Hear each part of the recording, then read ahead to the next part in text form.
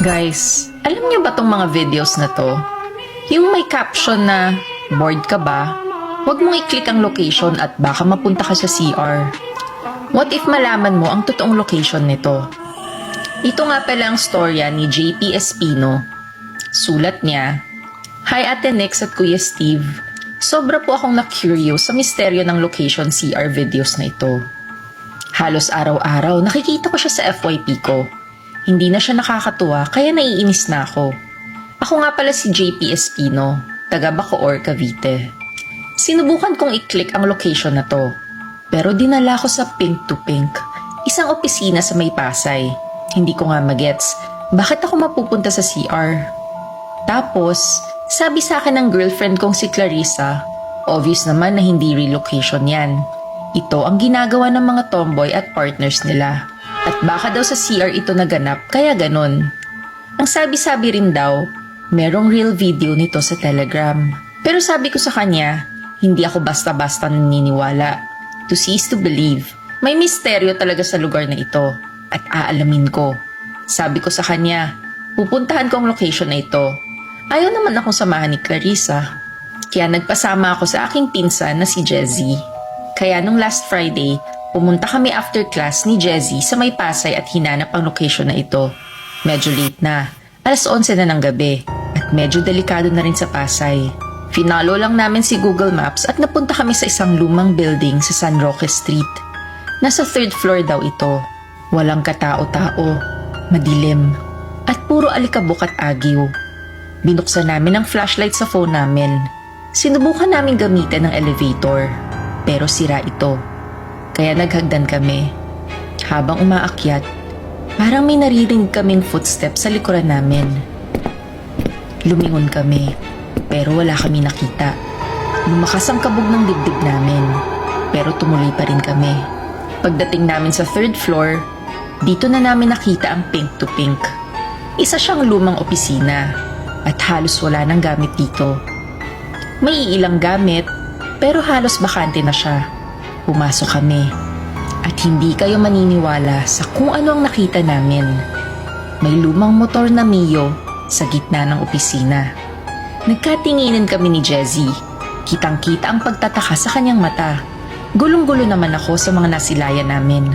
Sinubukan naming lapitan ito, pero bigla itong umandar mag-isa. Kahit walang nakasakay at bigla kaming hinabol. Nabangga ako nito at nadapa ako. Sumunod namang hinabol ng motor si Jezzy. Pero mabilis siyang nakatakbo at umabot siya sa dulo ng opisina. Nagkulong siya sa CR. Bigla namang tumigil ang motor at parang hinarangan ang pinto ng CR.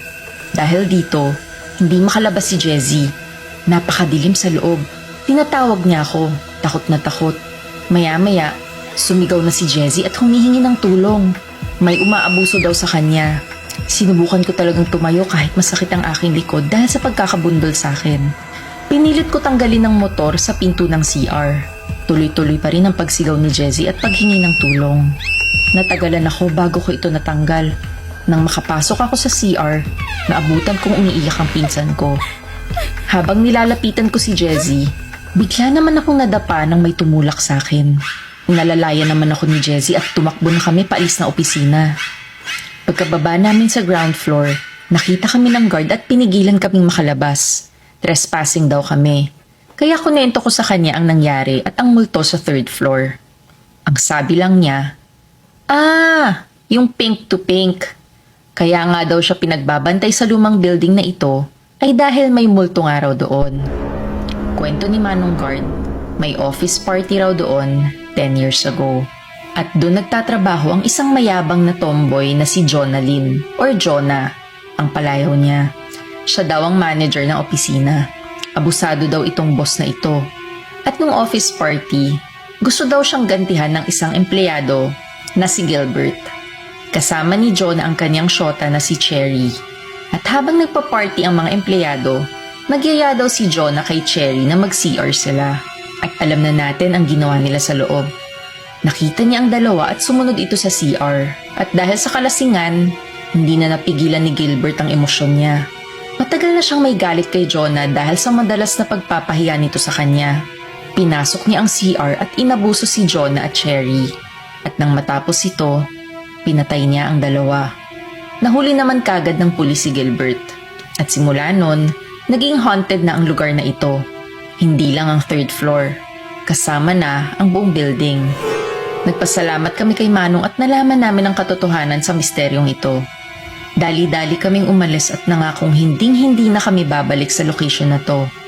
Hindi ko alam kung tama ba ang ginawa kong pag-iimbestiga. Ang masasabi ko lang sa inyo ay, totoo nga. Huwag na huwag niyong ikiklik ang location, lalong-lalo na ang puntahan ito.